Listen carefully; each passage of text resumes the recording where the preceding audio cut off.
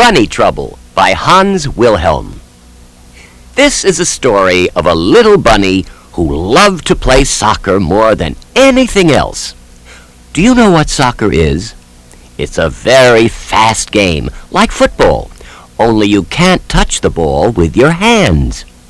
Elbows, feet, knees, head are fine, but hands off. Now here's our story.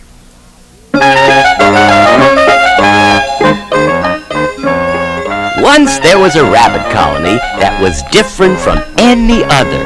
The rabbits here were in charge of decorating all the Easter eggs for the Easter Bunny to deliver.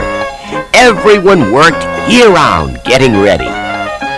Everyone except Ralph. He cared for only one thing in the world: soccer. It worried his mother and father. Oh, no. It worried the other rabbits in the colony. It worried his teachers in the school where all the young rabbits went to learn egg decorating. Where was Ralph while everyone else was hard at work in the classroom?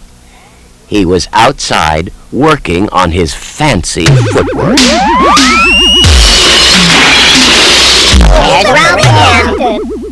It worried his sister Liza, especially when he ruined her birthday party.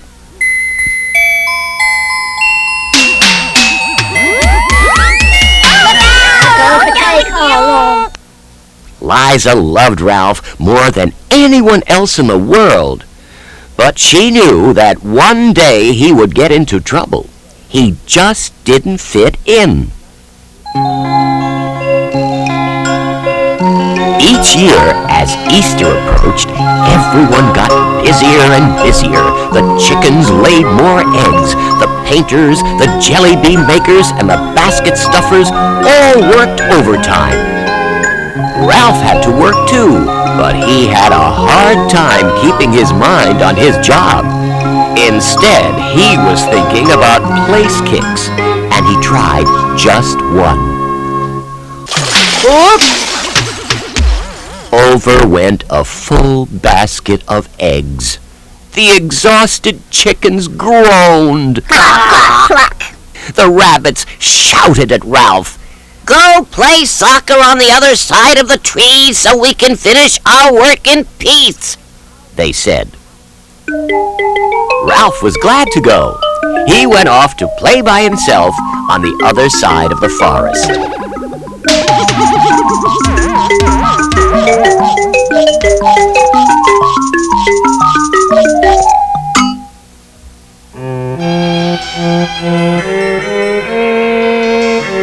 That night, he did not come home.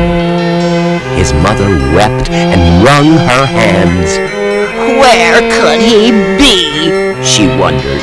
And with Easter just 2 days away. Morning came. Still, Ralph had not come home. Liza slipped out to search for him.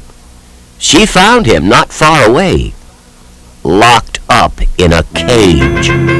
A farmer had caught him while he was practicing his dribble in the cauliflower field.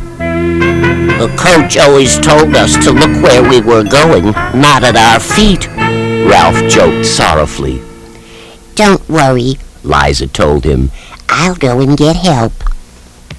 She ran back past the busy rabbits calling, Mama, Mama, we must save Ralph. The farmer has caught him and is going to make him into Easter dinner. Oh, I knew that bunny would get into trouble someday, wept Mama as she followed Liza to Ralph's cage. It had thick bars and a heavy padlock.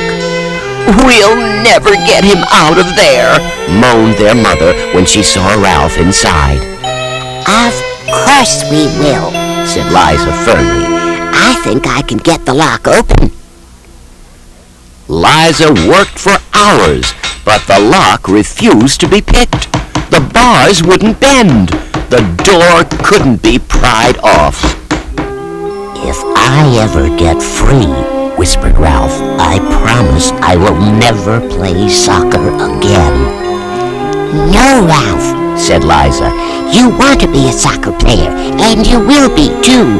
But you also have to help with the eggs." "And not be such a nuisance," added Mama. Ralph knew they were right. He promised to do what they said. Hours passed.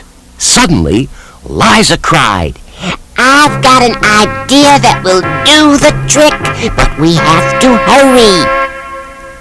Liza and Mama ran all the way home. In no time, Liza was back, carrying a small bundle under her arms. She squeezed it carefully through the bars of Ralph's cage. Then she whispered the plan.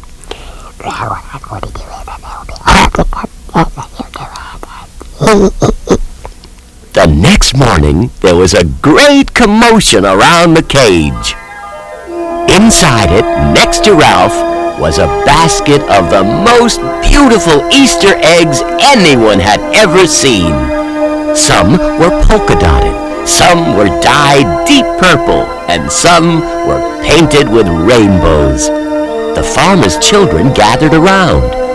"He must be the Easter Bunny," they exclaimed with wonder.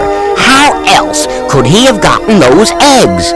We must let him go, or there won't be any Easter for us." So the farmer opened the cage door.